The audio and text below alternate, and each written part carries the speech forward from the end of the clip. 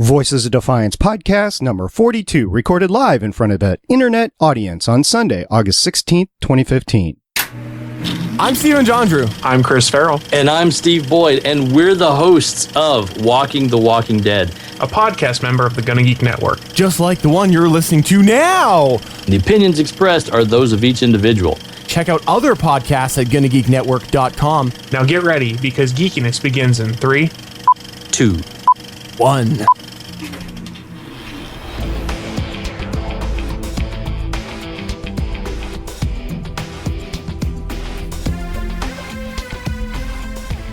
Welcome to Voices of Defiance. It's a podcast about sci-fi's television show Defiance and all of its universes to include, but not limited to, the video game. We're not experts, just a few fans like yourself that love the show and want to geek out about it. If you haven't caught up to the latest aired episode, you might want to pause right now and go catch up, since there will be spoilers. You have been warned. And now, let's have some fun and get on with the podcast. Let's all do marshmallows by the fire. Hello, I'm your host of Voices of Defiance, Stargate Pioneer. My friends call me SP, and with me is the woman who we will name BS because, well, you'll have to talk to her husband about that. Her name is Shannon. Hello.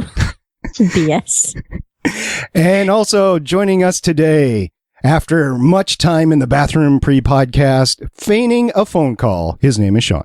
I was on a phone call, damn it, and I have no idea why I called my wife BS or why she's called BS. Boob Star. Oh, yeah. There was some miscommunication there. We'll get back to that later. We'll be talking Season 3, Episode 11 of A Demon in My View of Defiance today. Just a little reminder, you can catch us at voicesofdefiance.com. Go to our podcast page, where all our contact information is there. You can find all the great ways to reach us, including our voicemail line, 612-888-ARC1. or 612-888-2751.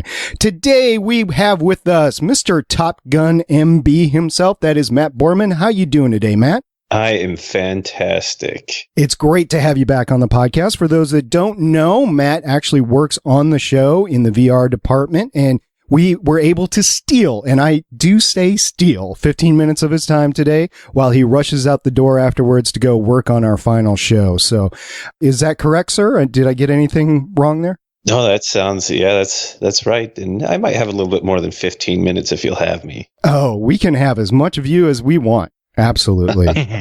Sounded bad. I'll say is this the most VR heavy season yet on the show, or is it on par with another season? You know, I think we've had a few light episodes this season just because of the reduced nature of the schedule that we've had to do. But we've definitely put a lot into a couple episodes. Episode 8, My Name is Datak Tar and I've Come to Kill You, was one that had a lot of visual effects in it. And then this last episode, we're really pulling out some big guns for this last episode to make it spectacular. Woohoo!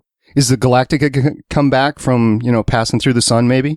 Exactly. The big drums are going to come out, and you'll see we'll whip pan over with some handy cam motion over to the Galactica as she comes bursting through the sun and blows up the Omek ship. That's awesome. No, I'm just kidding. That doesn't really happen. Right. I did see the shot of the Omek ship back in 1978 in this past episode this week, and I was like, oh, I need more of that. That is so cool. It just reminded me of BSG. Oh, yeah. Yeah, it was a beautiful shot. We actually have some really, really fantastic shots of the Suras this season, which, it brings you back to the BSG days. Kind of makes your heart hurt just a little bit for it. Mm-hmm. No. Yeah. Shut up, Sean. So, just a little question for you. Whose idea was it to blow up the arch? Was that yours? I think it was yours. It had to have been yours.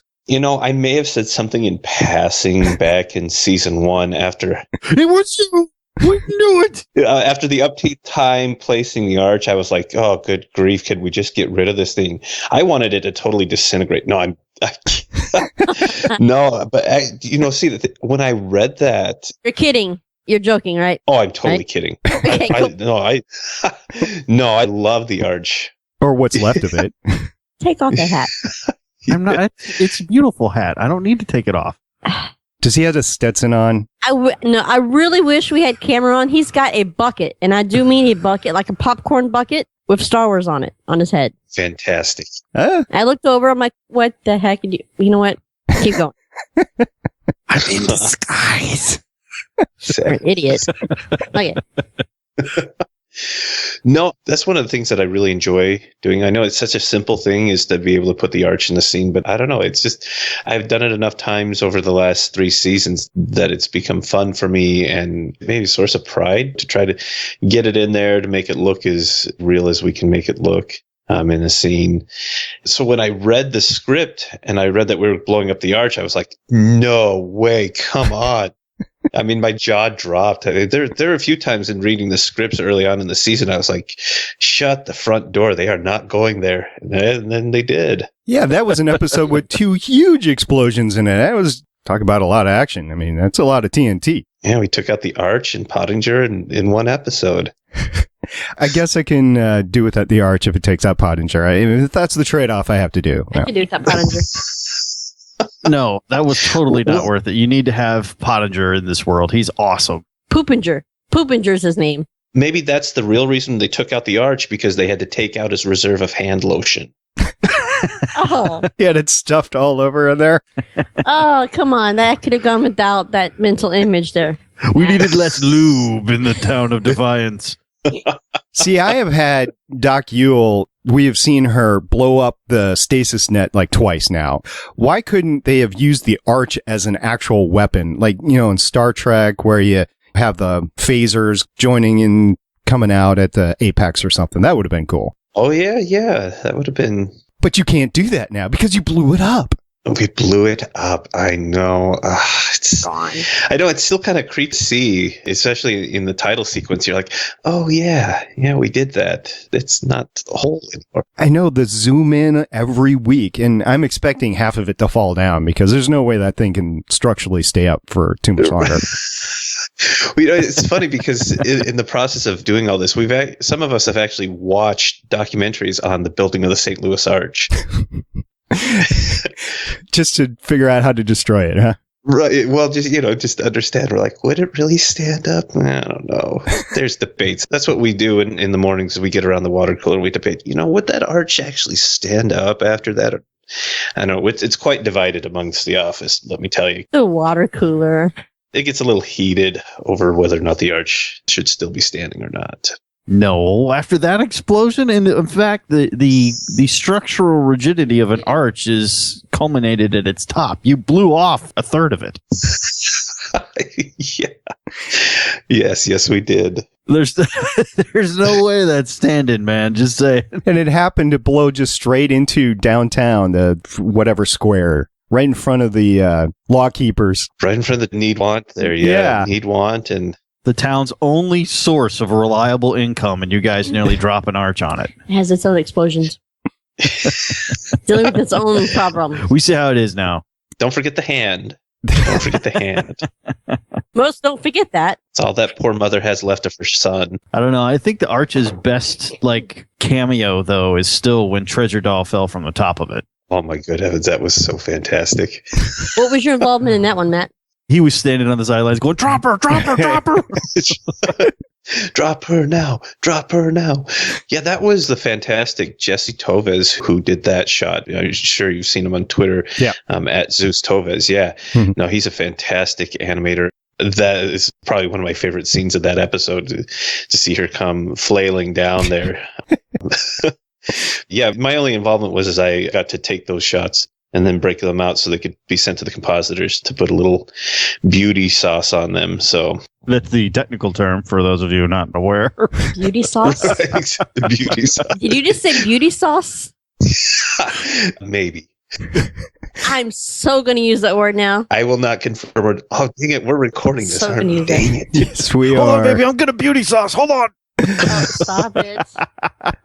Is that what's in that popcorn bucket on top of your head, by the way? Yes, I just posted that picture for those that want to see how I have to deal with this. I look good. I had to. You can feel the pain that I had to go through every time we sit down at the podcast table.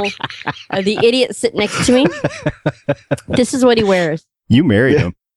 Yeah, I was going to say, it's your fault. I know. Exactly. You procreated with me. 17 years later, I'm like, what the heck am I thinking? Who's more foolish, the fool or the fool who married the fool?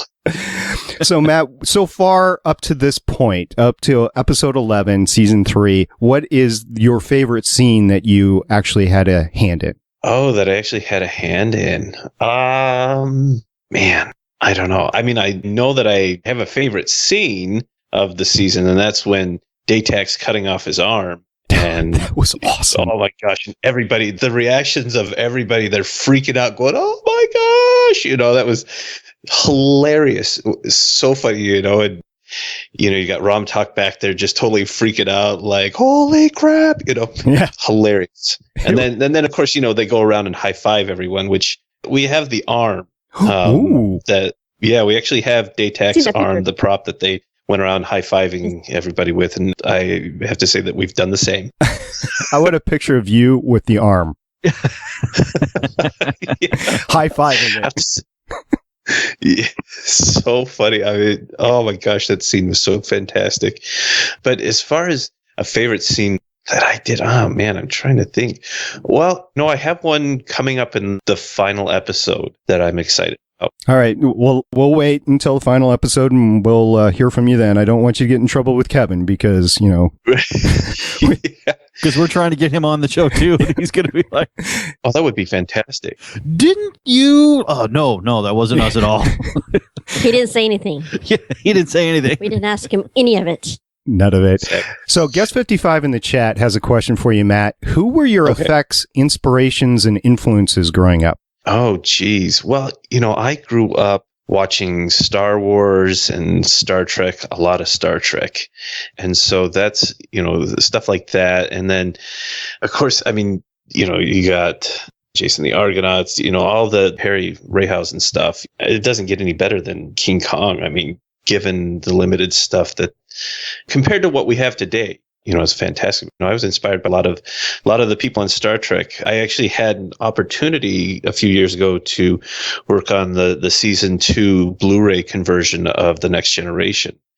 And at one point, I'm sitting there at my desk, and we have people like Mike and Denise Okuda, Dan Curry, Doug Drexler, and then one of our coordinators, David Takamura, all of these people who'd worked on the show, names I've seen in the credits, and they're sitting around talking about how they did all these effects and stuff like that on The Next Generation. And I was in awe.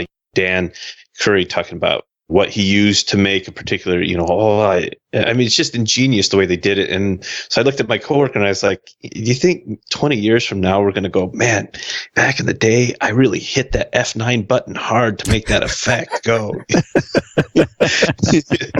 I mean, there's more to it.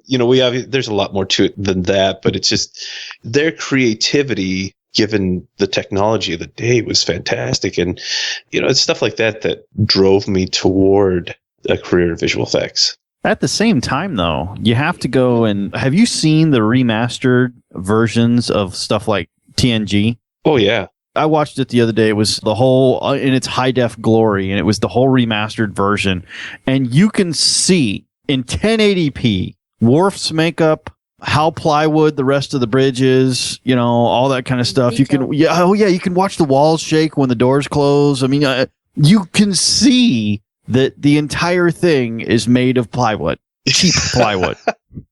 So in Defiance, you guys have actually got it pretty good because, I mean, it's all in 1080. It's all doing, you've got this stuff that's high def and just as beautiful as it can look. And I think it'll hold up a lot better than some of the old Star Trek stuff. Not that the Star Trek stuff wasn't great, but when you look at it all digitally remastered and go, oh, wow, okay. I don't think because you guys have actually built a town, because you guys spend so much time on effects and all that kind of thing, I don't think it's going to age terribly bad. Doesn't look like it's going to be so wobbly. Yeah. Well, yeah. Well, yeah, the set that they built up there is fantastic. I hope there's an opportunity to go visit it one day. I think the only one of us that's been up there is the visual effects supervisor, Gary Hutzel, because he's actually on set during the filming process. But yeah, man, it would be so cool to go see that set because hey, I blew that up. yeah.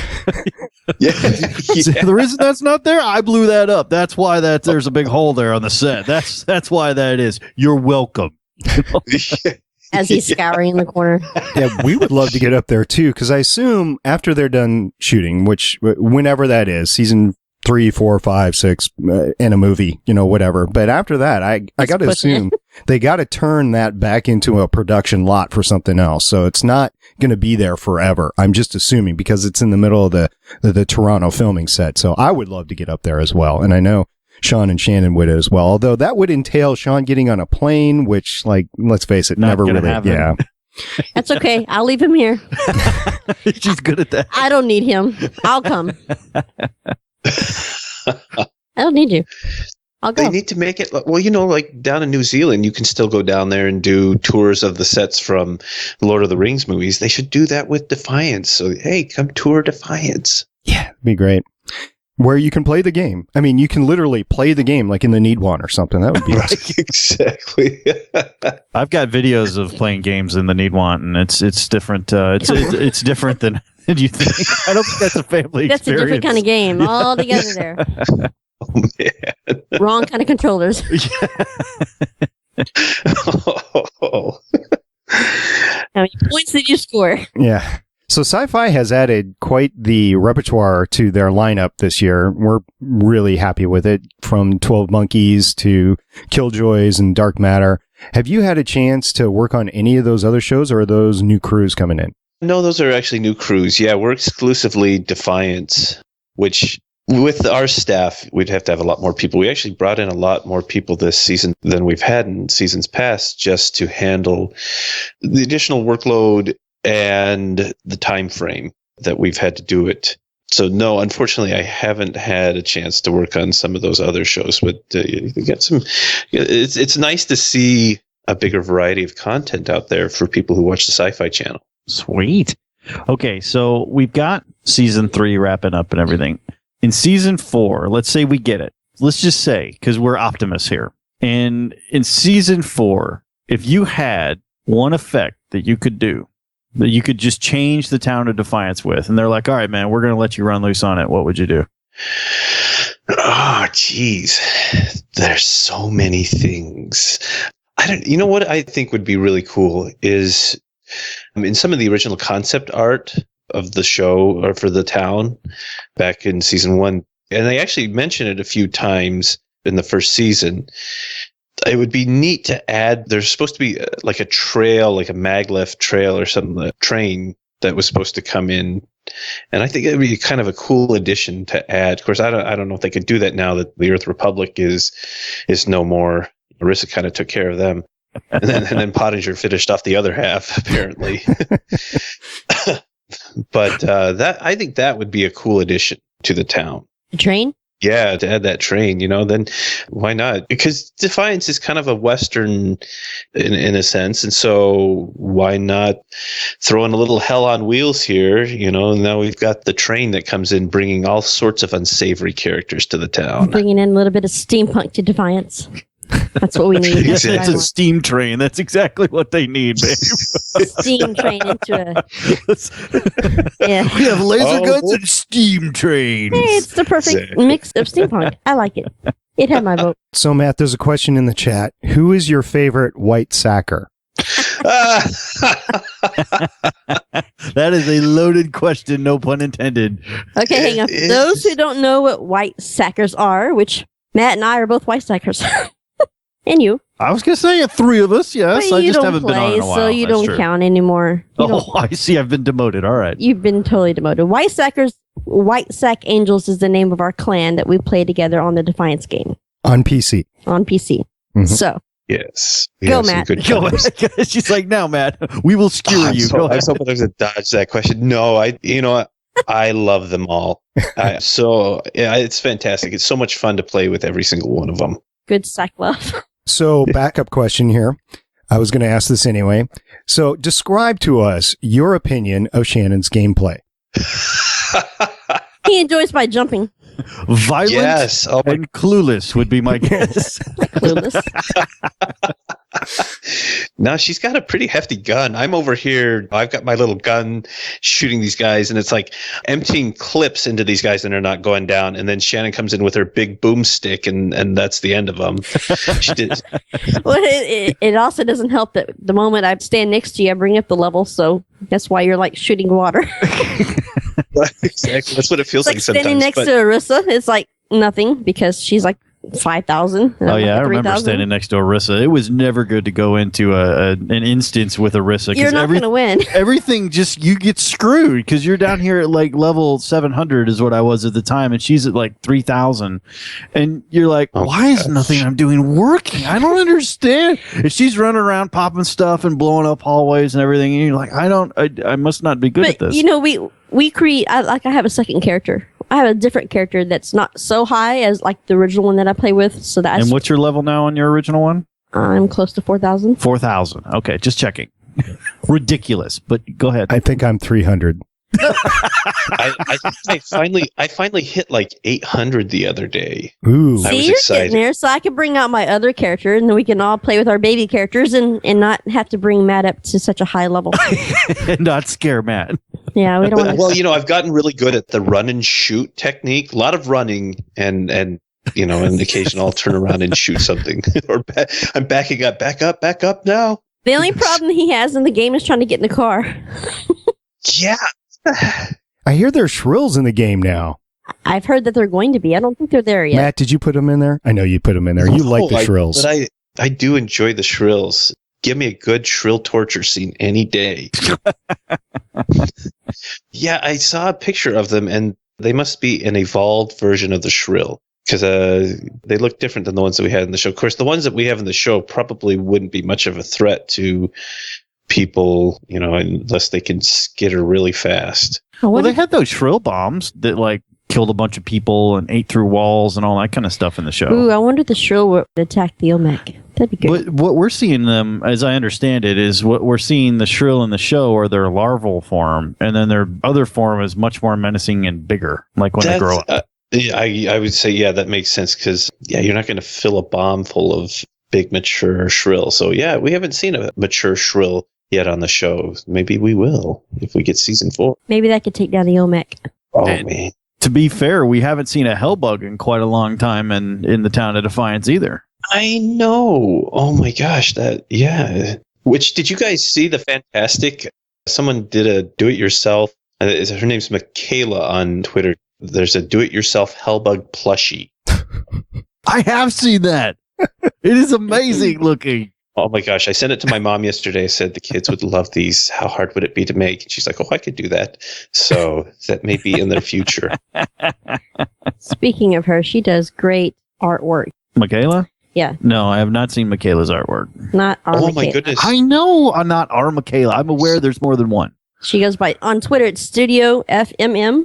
That's what she goes by. Her artwork is fantastic. Fantastic. I love it. So everyone should go check her out. She did a shadow box thing of Stama standing at the window from episode, I think it was 6. Yeah, it was episode 6 when we see Stama, or maybe it was the end of 5. Anyway, Stama's looking out the window on the Olmec ship, and she did a shadow box thing of it that I was just blown away by. That was so cool. Yeah, great work. Yeah, we need more death, destruction, and hellbugs because we don't have enough of that. I know, because right now we're too busy having licking, stabbing, and biting. Yeah, there's a lot of infighting and stabby type things going on right now. But still, look, all that's important is Kinsey is getting snuggly, and after that, I don't really care. Everything's fine. She was doing some snuggling and Doesn't licking. Death, Destruction, and Hellbug sound like that's like a Defiance punk band or metal band? It does a little bit. Blew up the arch. Yeah, I miss Nolan's soundtracks in the car. Those were pretty good in season 1. Oh, yeah. Soundtracks in the cars. Well, yeah, remember in the pilot episode, they're arc hunting and he's got the little MP3 player or whatever it is, and they're listening and they're both singing and everything. Everybody's happy. And that was the last time I think we saw Arissa happy and singing. Pretty sure. Yeah. Jackson. That's what they were saying. Yeah. Jackson going Yeah, to Johnny it's Cash. little Johnny Cash there. Yeah. Yeah. She has quite the singing voice, which you'll never hear. And Hellbugs and Destruction is missing their front singer, their lead singer. That would be Arissa. I'm almost sure. We got it. I'm telling you, the cast for Defiance is so incredibly talented, especially having to learn these languages. Yeah. I'm so impressed. Like listening to the interview with Jesse when he rattled off the castathon that he had to say while Daytack's up on this shaming rack. I mean, how long ago is that? He's still just, and Nicole with, the Olmec language, the same with, Conrad. They both just, I've been very impressed with everybody's ability to learn these languages and how incredibly talented they all are. Absolutely. Kinsey in this episode and Conrad, they rattled off their Olmec. I forget what it's called. And Nicole, sorry. I remember your name though, Galicia. I remember. She's going to be calling you SP. Exactly. She said she was going to quiz you on that the next time. She's going to be looking for you, and we're going to let her have you. Yeah, she's pretty brutal when it comes to the enunciation and the languages. She's like, if I got to learn it, so do you people. Let's educate yourselves. Have some culture, damn it. Well, I would love to learn these languages. I just think it would be so cool. I don't know how the hell they do it every week. I really don't. Well, there is a person you can contact. I mean, he is affiliated with the show. Yeah. I know. I'm like, do you do lessons? But come on, let's be honest. If you're going to learn a language, you want to learn it from, wouldn't you like Nicole as your teacher? Oh, absolutely. On anything. Well, until she decided to eat me. That'd be fine. It's worth it. I'm okay with that. It's worth it. That's the consequence for getting it wrong. You have so many tries. If you don't get it after so many tries, I'm sorry. Here come Sean the teeth. would get it wrong on purpose every try. Ryan in the chat is saving me. Kinukaz, I believe, is the language. Yeah, yes, Kinukaz, yeah. Thank you, Ryan. Of course we knew that. Well, see, I'll be honest with you. I knew I could see it in my mind. I could see how it was spelled in my mind, but I didn't want to mispronounce it because I didn't suffer the wrath. That's why I just say Nicole. I don't try because I don't want her, coming after me. Oh no, she could come after me. I'd be fine with that. Come eat you. Yeah, I'm the language cannon fodder. Yes, you're Mr. What does he say? And the monkey flips the switch. That's me. Shiitake. There's nothing wrong with that. It's Midwest slang of shiitake. I mean, it's shiitake. It's fine. Everybody from... Is it a quiet taco? Is that what you're trying to say? I was going to say, shh, I'm eating taco. It's instead of a crunchy shell, it's one of those, burrito. It's from the Latin burrito form. It's a soft shell. Minnesota. Yeah, don't you know? Up there, up north. I haven't seen anything of Minnesota in the game. The only thing I've seen is Edmonton. I mean, if that's all that's left to the north, we're all in trouble. No offense, Edmonton. Might as well not bother in that case. You don't need a train. There's nothing to go see. Right, exactly. Now, that would be something neat, if we get a season 4, is to maybe venture outside of Defiance. Well, we have an Australia that doesn't have anything left. We know there's something in Europe, but we're not quite sure what's there. We know that there's a downed ship up in Edmonton that the Arathians are fooling around with, and they're not telling anybody what's there. And so there is stuff that we know about in the game. Who knows what's in Antarctica? Brazil, that'd be fun to see Brazil. Speaking of Brazil, I thought it was funny how in Friday night's episode, when Arissa was talking to Berlin about it, through the process of what they were doing. Hey, we had been on the road for a couple of hours heading to Brazil, and you get out and you see Berlin standing next to the sun, says Oklahoma City. Is that all that's like left you are with a long the interstate? way from Brazil. After 35 years, that's Interstate 60, whatever, 65. That's all that's left, 65. really? It's like one 8-foot wide strip, and trees are down and everything. Oh, Berlin. Oh, Berlin. She came back. Coming up in the 8x8. That was awesome. And then she kind of wiggled her booty on top of the tree to unmount it and everything. I'm like, well, SP just crapped himself. That's good. So there's been some speculation that Berlin is not quite happy with Conrad or his family or something, and that's the real reason she came back. Well, she's like, well, he knows. I shot him in the foot. Right, exactly. He's still sitting there. She threw it. As I drove off in his truck. Let's be honest. She threw a shark at him, and that's what happened. Oh, God. Oh my. Let's not go there, please. Please, no. Was she in Sharknado? No, he was. Oh, he was? Oh, God, he was. Stay with the times, babe. Stay with the times. Oh, yeah, that's right. I remember now. Horrible, but, Horrible. You're like, horrible. Have you even seen any of them? Previews. I've seen the first one. I saw them in previews. That's as far as I want to. That's as far as I want to go. It's not good. I'm just saying. But it's one of those that you have to, when you watch them, you just have to laugh you just have to laugh. Well, that's one of those ones that you have to be drunk to watch, and I'm allergic to alcohol, so I can't do it. So try LSD, man. I'm sure it's the same effect. Sure. It's 1,000 snakes crawling in your chair or something like that. I mean, that's fine. Sharks. You'd probably need that to watch Sharknado. Take your mind off of it. Yeah, exactly. It was a great movie. The visions were horrible, though. Horrible. Now I got the munchies. So, Matt, is there anything else you'd like to tell us about season 3 so far? That you won't get tarred and feathered for? Just that there's a lot of fun stuff coming up in these next 2 episodes. Yeah, it's exciting. It's exciting, and if you thought it was a fun ride so far, just wait. And he can't tell us any of it. Exactly. That's my way of saying, nope, I can't say I anything got nothing. Yeah.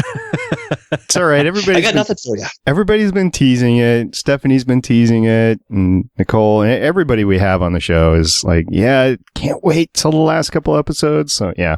It's really cool. Well, I love that the story arc of this season has been so neat. I mean, the introduction of the Olmec, the whole stuff with Ram Tok and his little merry band as they were marching to Defiance. I mean, we've had a lot of changes this season. I mean, Defiance is no longer in a sense, even though the town never had an innocence about it, I think the show has lost its innocence that we had in the first 2 seasons.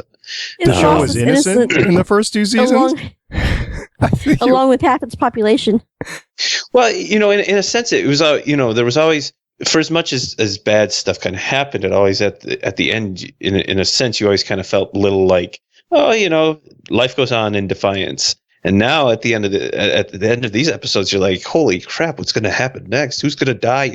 It's left you on edge as to, I mean, nobody's safe anymore. It's like Game of Thrones. Yeah. You just, I don't know how much innocence you can have in a show that in its, what was it, second season? Weren't they the first network or broadcast television show to have Benoit balls on screen? Really? I didn't know. It was the first. I mean, seriously? And you want to go innocent? I don't know if that's the word I'd use. They just looked like stress balls. I didn't say it wasn't good. I didn't say I wasn't a fan. SP became a Berlin fan almost at that moment. However, I don't know if you could use the term innocent when you're holding up Benoit balls and you're banging a Castiffin handmaiden so hard you knock a picture of his wife off and into her head. Great ratings. Good show. I'm not saying that wasn't great. I'm just saying innocent, probably not. I don't know about innocent. Wrong kind of innocence. Perhaps there's more than one kind. There's totally so many different kinds. Yes, you have chosen your words poorly, sir.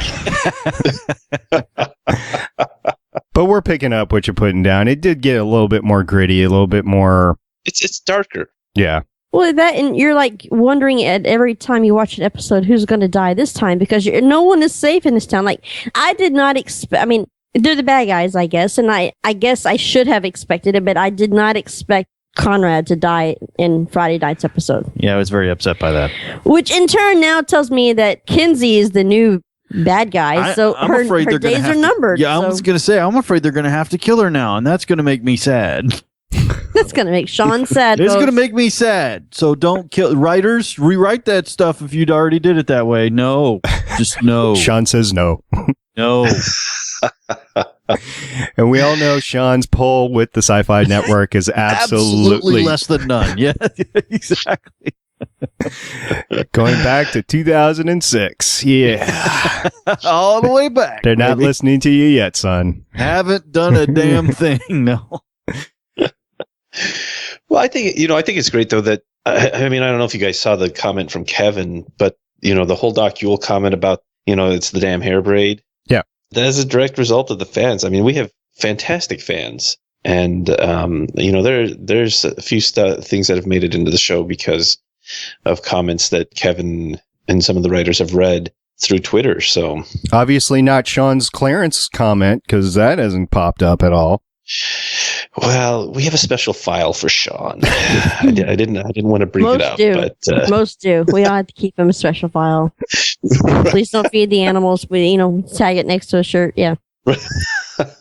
Well, that's great. We love the way that you've been interacting with the community, you and the entire cast and crew. It's been a phenomenal ride, and we really appreciate you taking your time out to talk to us today. And I hope to talk to you again once season 4 is lit. That would be awesome. Oh, we're hoping. We're keeping our fingers crossed for it. Keep your sack white. The whitest. Oh my God. What would be the white hue on your VR program? What's the name of that? Do you have a shade name? Shit, it is turning purple. She's turning Omek. We call it WSA White. Hell yeah. There you go. The best kind. All right, Matt. We know you got to go, and we got the rest of the show to record. So thank you very much for dropping by. You're welcome anytime. Just let us know. Well, thank you for having me. Absolutely. Thanks, Matt. I'll catch you later. Thanks. All righty. Okay, bye. Later. Woohoo! Inside information, people. Inside information. He told us absolutely nothing. Nothing. As he was contractually obligated to do. So good job, Matt. But we did appreciate spoken, you. Sir. We did appreciate you coming on. It was great and loved talking to you. So this episode, as we were kind of talking around before, is of a demon in my view. It was written by a complete newbie, Nick Mueller. It's his first writing credit, his first IMDb credit, really. And then it was directed by Thomas Burstein, who does have some extensive cinematography and then very little directing credits, but he has been involved in most of Defiance. He's got 11 episodes underneath his credit, so he has been involved with the show before. But, I think for a couple of newbies, a newbie director and a newbie writer, this was a pretty good episode. Oh, it was a phenomenal episode. And do you know why? Well, I know why it's good for me because Berlin came back, but I'm guessing it's good for you because Kinsey and Nolan got it on. Because Kinsey got it on. You can just stop right there. You could do nothing else in the entire show. I don't care. We're good. This is the best episode of the season, period. So it kind of reminded me, and I can't remember the name of the movie, but it was a Clint Eastwood movie, and he was in Bound to a Chair. Any which way but loose. That's what it was? I don't know. No, he was bound to a chair, and there was a bunch of cameras like on him or whatever, and one of the bad girls comes up to him and does pretty much the same thing. So it just kind of reminded me of that. So I don't know if that was inspiration for it or what, but several people online have said it was basically rape. You can't rape the willing. I'm just saying. He didn't look very willing at the start of it. Considering that was dry humping on top of clothes, not so much. I would have been fine with that. In fact, I tweeted at the time too, when she was in the love nest and everything, got her thighs wrapped around him and like stroking his chest and everything, talking to him and everything. If it was a choice between staying there and snuggling with her or betraying the human race, y'all pink chumps would be all screwed. Because no. You say this as your legs bouncing. You're excited. Oh man, that was like yes. No, what are you doing? Don't get eat the pancakes. What are you doing? What is up with Omex and pancakes? Is that the only thing they know how to eat other than I think they think it's an aphrodisiac. I think that's what they think it is. Either that or pancakes are an aphrodisiac for Omek. Like oysters. Yeah, exactly. They're Omek oysters. It could be. That's got to go on a shirt. As soon as Nolan started asking questions about Arissa, and Kinsey was clearly saying things that were absolutely false, like, oh yeah, at first she was against it, but then she got to know that it wasn't necessarily. No, that's not Arissa. I would believe whatever lie she told me. And I know that's why Nolan knew that it wasn't her when she was like, oh yeah, Arissa accepted the deaths and she knew it was necessary and all that kind of stuff. Arissa wouldn't do that.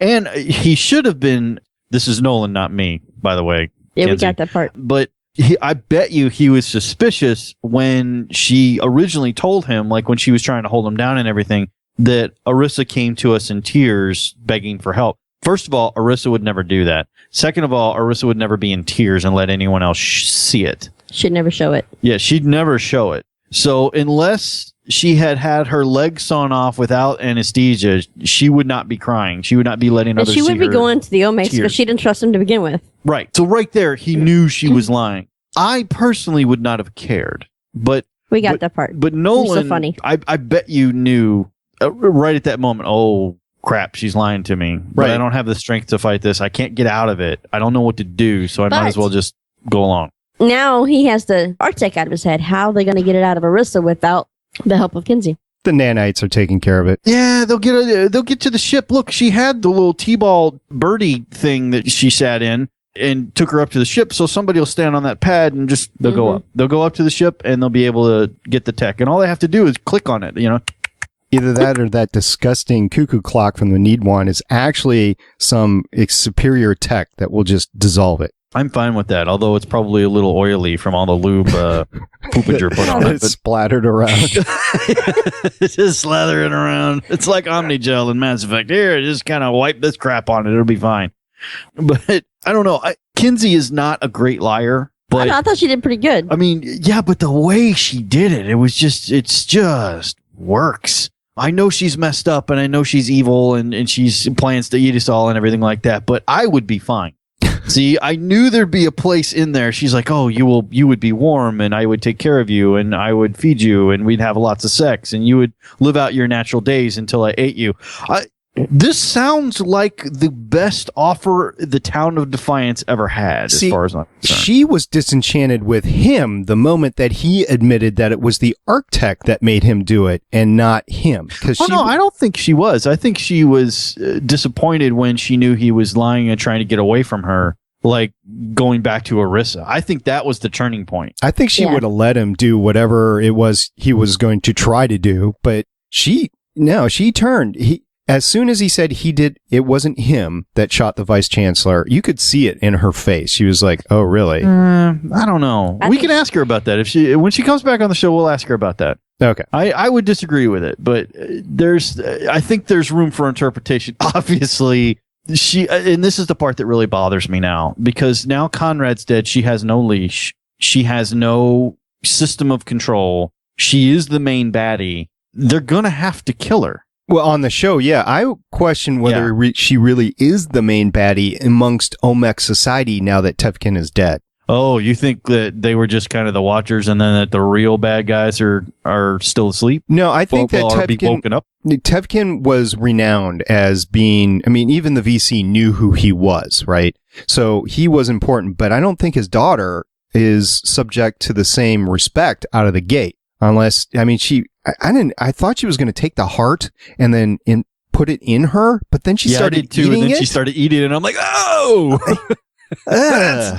that's not nice. You see, when it first came on, I didn't get to watch all of it while I was at work, and then I came home and I'm like, she's not gonna. I'm like, oh, it's gonna get worse. It's gonna get worse. Shannon like slid it up. She goes, wow, how about respect for the dead? I'm like, it's gonna get worse. And she grabs the heart. She goes, oh my god, she's gonna eat it. And I'm like, oh yeah. Brings a whole new meaning to word daddy. Robin? Rocking Robin? That was awesome. Conrad, who that was it? Great. Bobby Day who wrote that or sung that or whatever it was? So hard the way they were dancing with each other. Betrayed the human race, sent out Rockin' Robin, and sent a whole big bunch of purple people eaters to the earth. They were excited. What was it with okay, this is the only corny moment that their dance. Their little like Bill and Ted's air guitar dance with the tongues out. I was like, wow, that's out of context. Thought they were going to eat each other, actually. Thought their teeth were going to come out and go, ah! Maybe that was their Rock and Robin dance. I mean, obviously rock and roll affects people in different ways. That was apparently it. Suncast in the chat says, so what Sean is saying is he likes being a submissive to a Dom. If the Dom is Kinsey, yes, I would be fine with that. Yes, let's get that straight. 24/7. This is well known and documented. So this is it's not normal. We know this. So we just let him go with it. And if he ever finds himself in that situation, we have to save him from himself. I was going to say, y'all are screwed. Or depending on what Shannon's thought to Sean is, we just might let it happen. She might just say, yeah, whatever. Whatever. She had to be like, you keep. It's fine. I've had him. Go ahead. Let's make a trade. Who would you trade Kinsey for me? Don't even ask, because she doesn't have Stama though. Well, I guess she does have Stama in a way. Yes. She could get Stama for you. She could deliver. So does Zendina. I mean, she's starting to make her power play, and she knows. She's like, well, I'm not stupid. I know I'm just nothing. That was a wonderful power play. I loved it. I have such respect for her. Now, Berlin's still my favorite, but Andina is quickly growing to the number 2. Oh, Adina. First of all, Adina's drop dead beautiful. The other thing is she is like that classic casty woman who is trading on all her advantages. And you can see her do the deal on Stama's level with Stama. I was impressed. I was like, man, Adina's been working it, man. She understands how this works. They keep on talking about this Shashi Liro, and what? There's like 12 of them left or something like that? Yeah, exactly. I mean, it doesn't matter. These 12. The one below you is these 4 guys. Exactly. The new crew. Yeah, I got to be honest with you. I'm just here for the money, and I'll stand at the door, but I'm not going to shoot anybody. Look, and she's like, you can't leave me with these people. And Adina's like, on point, man. Give me a gun. Because not to protect Stama. She wants to protect herself. Yeah, that chick is not stupid. I'm telling you, she is working it. I thought she was going to be a throwaway, or she was going to... Yeah, I didn't trust her at first. That girl is making her power play known and is good at it. I'll protect you. And I honestly think she does... bring the baby by. She does care for Alec and the baby and everything, but I think she's as much as she does that, she's also playing to be who she wants to be, and all power to her, because there just aren't that many left. Arissa Wi-Fi in the chat says, Sean, Kinsey or Berlin, pick one. Well, it's easy. That wasn't a question. Yeah, it's not even a question. That is where Sean and SP diverge. Yeah, exactly. Because SP is very Berlin with her leather halter strappy. Oh yeah, of and the truck that she was driving, I was looking so surprised it didn't have a sticker on it that said it's an 8x8 thing you wouldn't understand. I just see her doing something like that, like it's a Jeep thing you wouldn't understand, or whatever. Yeah, so, it looks like a military Hemet or something like that. I don't know what it is, but look, ladies, you can get SP with a vehicle. If you come with a big enough all-terrain vehicle, SP will melt like butter. Mm-hmm. Big enough truck would work too, but an 8x8. I'm not picky. Like parquet. I only shudder. How many wheels does that have on it? Oh, that's so sexy. Yeah, no dually crap. I don't want the dualies. That's useless. Give me wheels or tracks. Now, what if she came in with tracks? What if she had like an armored personnel carrier or something like that? Well, I mean, tracks. I think you'd have to go tank, but yeah. Oh man, what if she had in the like a Merkava, like an Israeli Merkava just coming through. You guys are funny. You guys wouldn't understand this, but up north when they go ice fishing, they actually put tracks on Suburbans and trucks and stuff like that, and let it. Yeah. The Suburban, obviously toast. I mean, beautiful mint Suburban, 40, 50 years old, and bullet holes all in it on fire. It was all melted crap. Yeah. From the VC motorcade. Yeah. Oh, and when did they start building trucks with I-beams on the side to fall on people when they roll over? When did that happen? You'd figure that was going to be going against some regulations. I was going to say, that's an awful lot of metal to waste. In fact, I thought this in the episode too. I'm like, wow, that's an awful lot of metal to waste in a vehicle like that. You'd figure they could get that done different ways, That thing probably weighs, what, like 1,000 pounds, just that beam? Yeah. Wouldn't they have crushed your hip? Oh, no, she'd have been flattened underneath that thing. It would have just crushed her Well, it's pelvis. the nanobots Thank God for that were Strong Berlin. Yeah. It's the nanobots that were continually regenerating her hips. She doesn't know they're still working, but they are. That's why she's not dead, because the last time the two were separated for more than 2 hours, I mean, let's face it, they're not a mile away from each other. Nolan is in Defiance. Arissa is in Oklahoma. That's brain death right there for the Arctech. And they're not. So I don't know how that happened. It's kind of as plot requires, because they were separated almost instantly after that thing crashed, or after that transport crashed, and they didn't die. So I don't know. I don't know whether it was just like a mistaken thing, or like Doc was...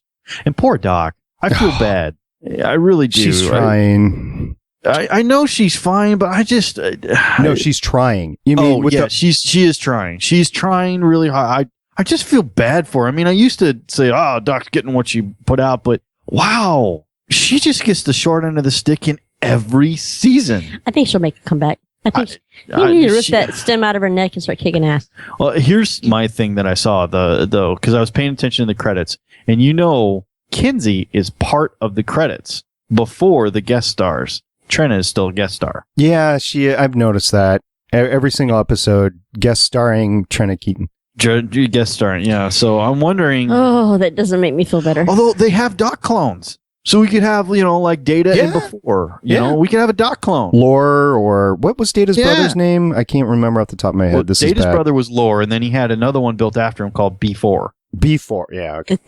and it was... So yeah, look, you could have... Don't mess with me on TNG trivia, y'all. You could have Yule, and then you could have Mule. Stool. Trenna, I want to point out that unfortunately, and I'm really sorry to see this, because your husband's a red shirt.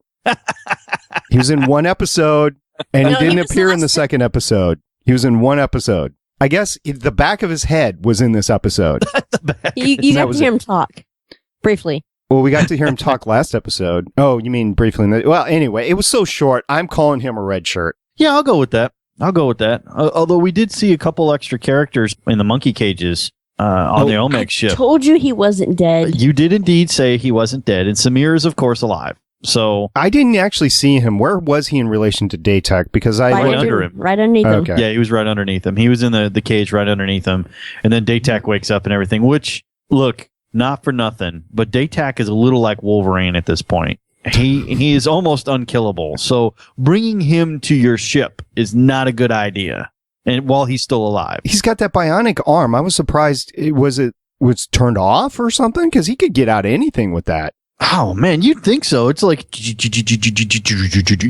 Bionic Man, and just like rip it open. I don't know, man. That's totally what I would do. And maybe it's more like Luke Skywalker's arm, where it's just like kind of 95% there. No, well, because we saw him beat the holy crap out of Nolan. Remember, Nolan wanted to go after him, and Daytech, just with his arm, took care of Nolan. And Nolan's taken down Biomen before, so, it's not for nothing. Yeah, it's got to be pretty decent. And Daytech's got his charge blade with him still, doesn't he? Oh, yeah. The card scene with Stalma and Daytech, and they've got all the weapons on the table. Yeah, that's just every average night at the Tar household. After their bath, they go play their cards on the table with all the weapons. We were talking about that. Yeah, and Shannon and I had like a long conversation about that. Prior to this season, well, actually prior to the end of second season, you would never have seen Stalma and Daytech have that kind of open relationship with each other, because it took them all of the end of the second season for him to realize that she is a great partner and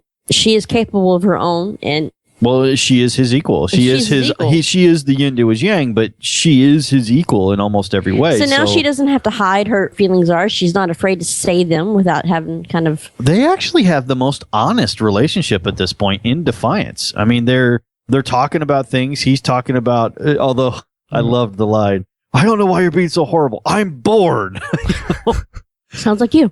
I was going to say, yeah, it does sound like me. Like just poking a badger with a stick because I'm bored. It's very much that way. But you can watch them work out their issues now. I mean, and they do. They had a very honest conversation that satisfied both of them. That's a marriage. And they were playing cards. Who would have thought that you'd seen Daytech and Stalma sitting at a card table? Well, he does card tricks. That's part of his shtick. That's what he did. Not together. Well, yeah, but she's seen all his card tricks. I bet you she can do half of them. So there's nothing he can do to her that she can't counter. So yeah, I would say that that's more than a fair family activity with guns on the table. Fair point. I mean, she probably could do that, but I'll bet you he could not weave. And he surely cannot cook sea otter. That's just not happening. No, I seriously doubt it. However, the man does have some pain tolerance. I'm just saying. It's if you can cut your own arm off with the effective thing of a lightsaber, I'm gonna say that's hardcore. See, a lightsaber, you just take it up and you just, with the momentum, and your arm would be gone. It wouldn't hurt or anything. He actually sawed his arm off. Oh, you think the charged blade has less energy to it, so it's a little. You gotta hack through some of the bone and sinew, is what you're saying. I think either that or his heart wasn't in it. Which I mean, let's face it, you're cutting off your good left arm. Look, man, you're going through the motions here, sir. It was funny how when Doc was going to give him a shot, he's like, the other arm. Yeah. The other arm. He should have known something was wrong from that point, because if she was in her right mind, she would have known not to go for that arm. Yeah. I don't know, man. I do feel bad for Doc. It's just, I don't know. I'm trying to imagine scenarios where Doc winds up happy. And the only thing I can think of is the town forgives her and she winds up with Sidebraid, which will never happen. I don't know. You said that Little Wolf and Berlin would never work together again, and there they were, walking through the Olmec cave. Yeah. I don't think that was exactly working together. I think that was just mutual here at the same time. I don't know. She could have walked away and left her laying there in the bottom of the truck. Yeah, she could have, but she needed an intel. And she was coming back from abandoning the town, so she needed all the brownie points she could get. Amanda rode her hard. Oh, so things didn't work out with Conrad, huh? I can't believe you just said that knowing who you're talking to. And about. It was intentional, let me tell you. I don't do it very often, but that time I did. Oh, and then the bonfire at the end, just holding the hands. I miss you too. I'm like, when did they start sleeping together? I don't know, but I'd like to see it. There we go, back to poor Doc. Yeah. Yeah, nobody's going for Doc. Although I think she's more interested in scientific discovery than a relationship. I think she likes the interaction with people, and she's not getting it because anybody that's becomes close to her, she's got to knock out and put in the feeding cages for later. So she needs some way to pull out the stem, and I don't know if that's going to happen or not. And we do see her firing a gun in the trailer for next week. So speaking of cages, we have Arissa Wi-Fi that says that she thinks that Samir was going to save the Doc. He's got to get out of that cage first.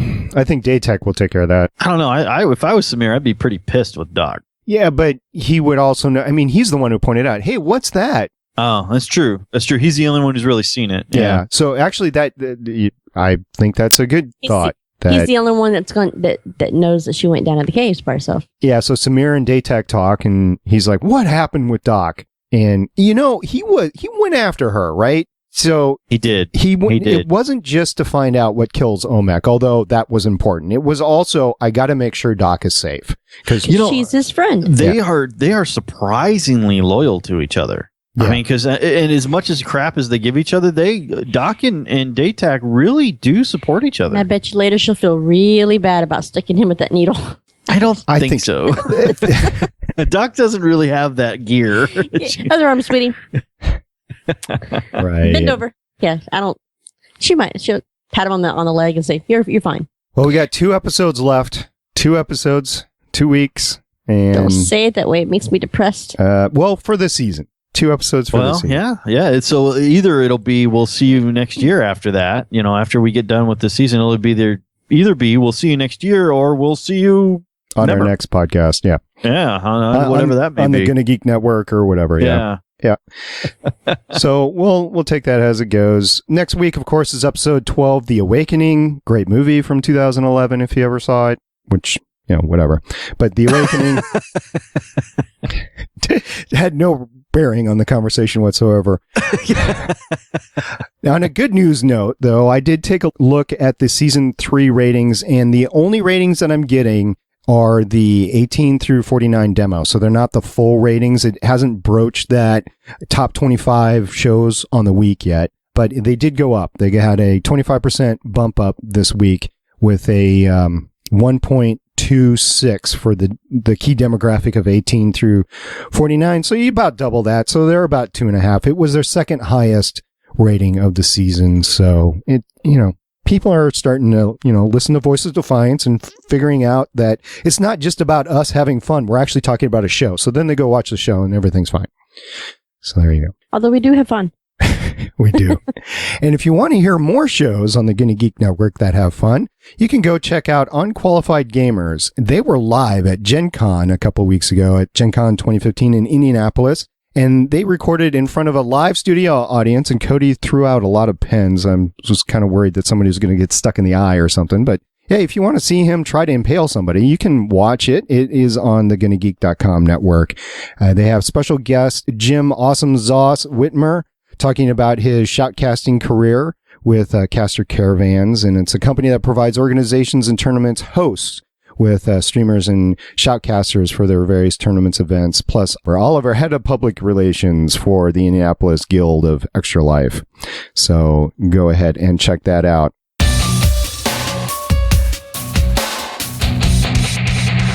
So we had a lot of feedback this week. It was great hearing from you all. First of all, on Facebook, we asked, what has been your favorite Defiance moment so far this season? And David Armour came back and gave us a couple of great pictures, getting the band back together. Nolan in the little hideout that imploded, right? Yes, as a matter of fact. Imploded. And then he showed one of Shannon's favorites, which is Conrad and Jamie in the nest. So there you go. And then Megan O'Hara, I assume that's some relation to y'all, said that's it's my sister. Yeah. Gangster. There you go. I said it. Thanks, Megan, for making me say that. I appreciate it. You got SP to cuss. Yeah, there you go. And Luca Corso, which I'll have to beep out later, but Luca Corso said, Daytax instant weight loss, which is a picture of him actually sawing his arm off. There you go. And then Elsia Urgana said, Stama and Daytac blow up the arch. So there you go.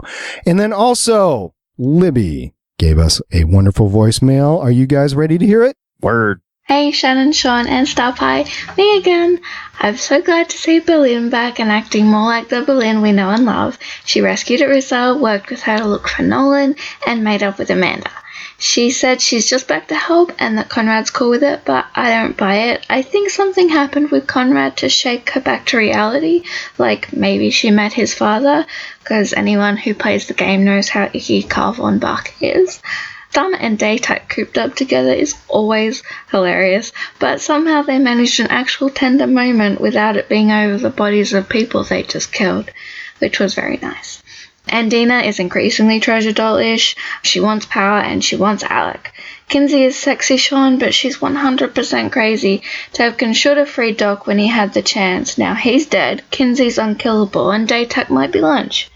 I spent most of the episode thinking how much I love pretty much all the characters, but did the Kinsey-Nolan sex scene seem uncomfortable to anyone else? Like, perhaps rape? I can't wait to hear what you guys think. Okay, bye! Again, Sean and I a little bit disagree with that, but... Nope. I mean, let me point out, brain surgery and then have sex right afterwards, probably not the best thing in the world for a patient. It's not counter-recommended. Plus, it's doctor-patient. I mean, that's whatever. Yeah, but you almost have to throw that out the window because there's just not enough people anymore. So, look, everybody knows everybody anyway, so it's fine. It's fine. It's just, trust me, just snuggle with Kinsey more. You might even change your mind if she had enough snuggling. You didn't even try, sir. You didn't even try. Okay, but if the fangs come out, it's probably too late, but that's it. Anyway, thank you very much, Libby. We really appreciate the continued voicemails. We really do. And my email line is open for you. We had another couple of great iTunes reviews this week. It's awesome. I Love It by Jamie World said, also known as @JamieObsession on Twitter. Like the title says, I love this podcast. It's really the only one I listen to right now, but I love the predictions and the jokes and the interviews with the cast. And I love when Shannon fangirls over Jamie. I do that too. It's great listening to a podcast where the hosts love the show as much as I do. We need a season 4 so I can keep listening to this awesome podcast. Also, the outtakes really crack me up. Glad you love them. The second iTunes review we had is entitled Team Sidebraid by Mel Weezy. Love the podcast, guys. If you are a Defiance fan, this is the companion podcast for you. You guys are the best Defiance podcast. Keep up the good work and watch out for that OMAC. Next season, I might actually have to change the outro. So there you go. Thank you very much, guys. We are on iTunes. We love your reviews. If you go ahead and give us a review, give us a 5-star review, it just means more people actually get to hear the podcast and interact with everybody. And that's what we're here for, interaction. Well, there was a bunch of Twitter feedback this week. First of all, just want to say thank you again to Conrad. He sent us a great picture while we were still on the air last week of him in full makeup. And yes, you will sorely be missed, sir. I assume you'll be back in maybe a flashback or something like that. Yeah, so super classy dude. Yeah, absolutely. We really appreciate your time, sir. And as I said before, you are always welcome back on the podcast. Lisa Ortega, also known as @DownLowAndNerdy, said, Berlin, such a badass, even in love. Quote, oh, that's just my ex, known for his family's weapons cartel, period. So we know what Lisa likes, weapons. Suncast said, oh, hey, Voices of Defiance, Samir isn't dead. #Defiance. Yes, we know. Sorry. We called it last week when we shouldn't have, or at least Sean and I did. Richard. Well, the red shirt was Trina's husband, the chief of staff of the VC. So there you go.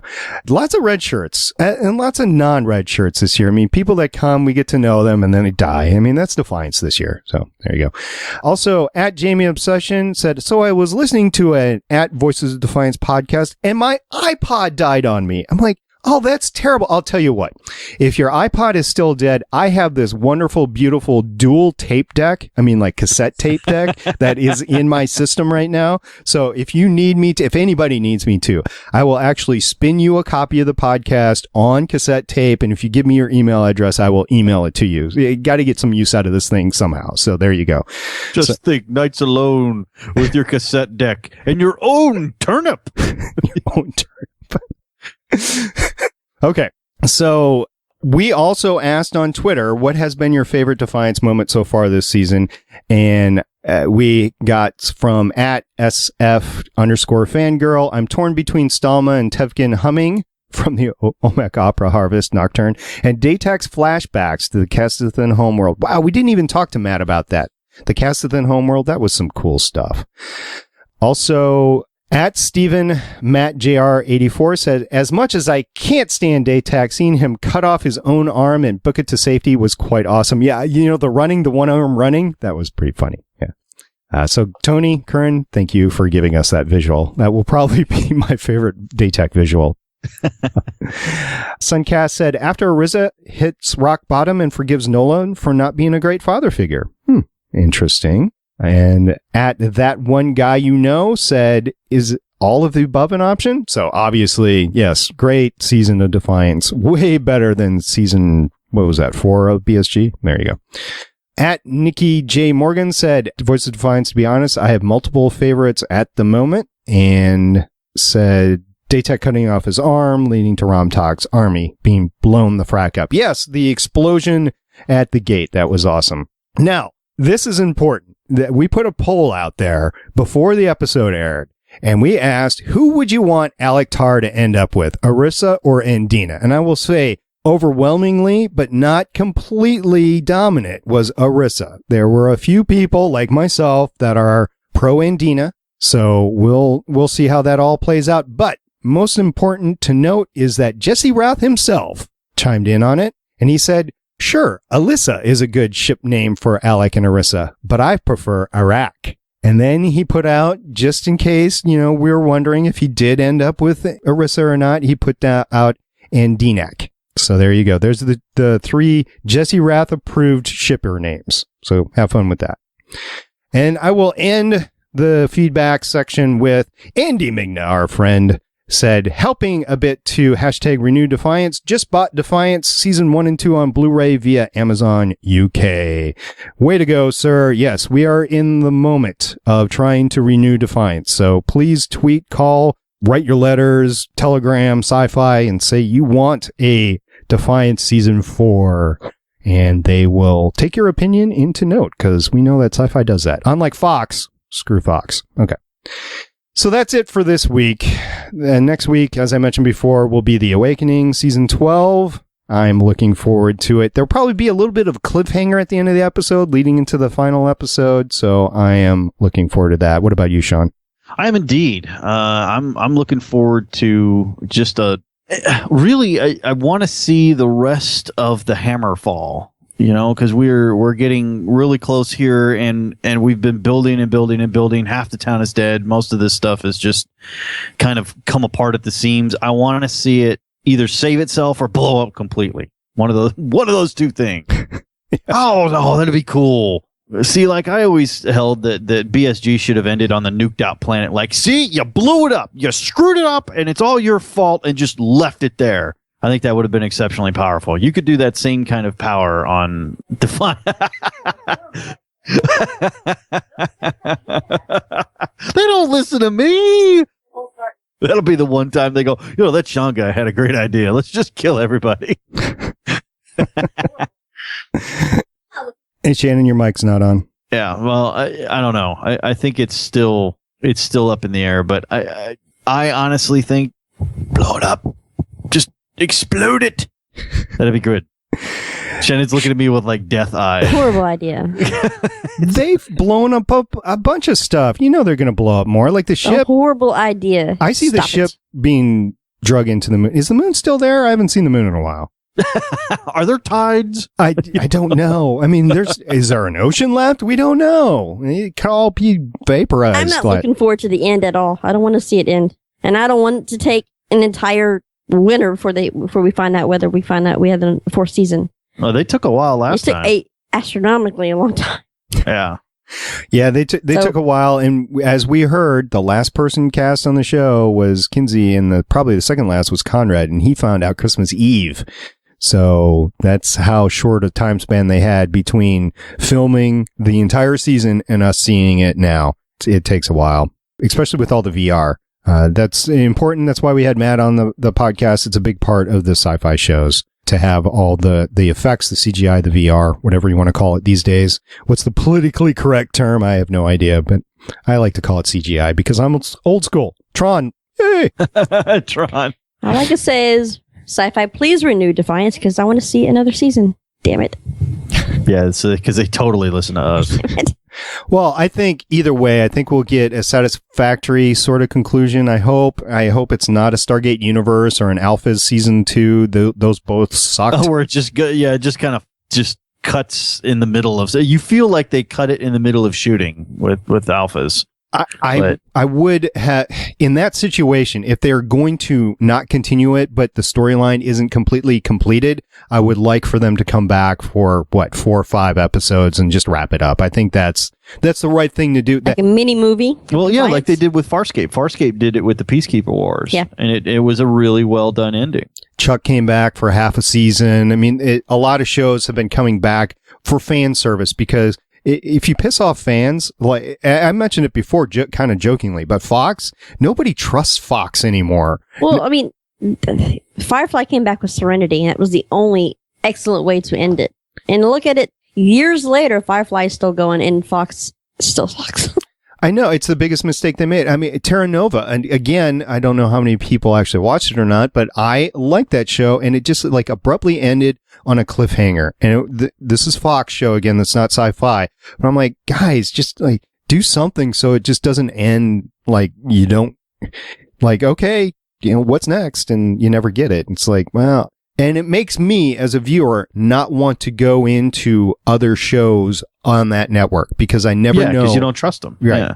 So that's why I think that if they do end something like that with here on Defiance, if they give us a few shows or a mini series, which this didn't get, BSG got, this didn't get, They could end it on a miniseries. That would be fine. I mean, whatever. And if we get another season, another 2 seasons, whatever. This is a show that a lot of people like. Strong female characters and definitely an in-depth storyline with space involved a little bit.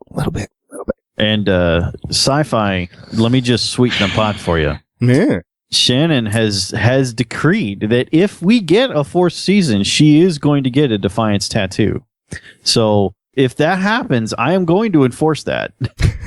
And she will have a Defiance tattoo. Now it'll probably wind up being a lawkeeper badge or something, babe. Yeah. That's fitting for me. Boob star. That's what we were talking about at the very beginning of the podcast. Bring it back. Boob star. Oh, put the star on your boob. I would like that. You would be an official Defiance lawkeeper. Hell no. You'd always be in uniform. It's got to go somewhere. I got my own badge. I don't need. Why, Sheriff Shannon, you're almost out of uniform. You could never turn your badge in. Exactly. Officer Boobstar reporting for duty. That could be your new sci-fi character name. Better not be. I'm Boobstar. just telling you this now. It better not be. That goes anywhere, you're going to be in trouble. Barbie punching Boobstar. I don't think Potty would be happy with that. Sean thus decree it. Yeah, Sean doesn't count, though. It is so. Thus it be This true. has been established. Sean doesn't count. Reverend O'Hara, there is no arguing with the Reverend. Speak to me, my child. I know what is true. Log. Log. Anybody see the log this week? I didn't. Well, yeah, it was big and laying across the road. Grew a little bit. It grooted, right? Grooted. Yeah, just a little bit. You know. Groot. All right. So thank you, everyone, for listening. We really appreciate you stopping by and listening to us and downloading the podcast. Really, seriously, thank you very much. And we do this to have fun and to interact with you. We don't do this for money. God knows we don't do this for money. So we just do this to have fun. So thank you very much for dropping by. Just remember, I will paraphrase Casey Kasem on our way out. Keep your sack white and keep reaching for the stars. Thanks. Bye, everyone. Says the sack painter. Thanks for listening to Voices of Defiance. If you want to get in touch with us, you can catch us on Twitter at Voices of Defiance. Email us at feedback@voicesofdefiance.com. Go to our Facebook page, facebook.com/voicesofdefiance. Swing by our website, www.voicesofdefiance.com, or send us a voicemail on area code 612-888-ARC1. That's 612-888-2751. This podcast is not affiliated with Sci-Fi, the television show Defiance, or the Tryon video game Defiance. Music titled after the Apocalypse by Schneeshnook and Rocket Easy by Soundrogue can be found on pond5.com. Catch you next time, and watch out for those hellbugs.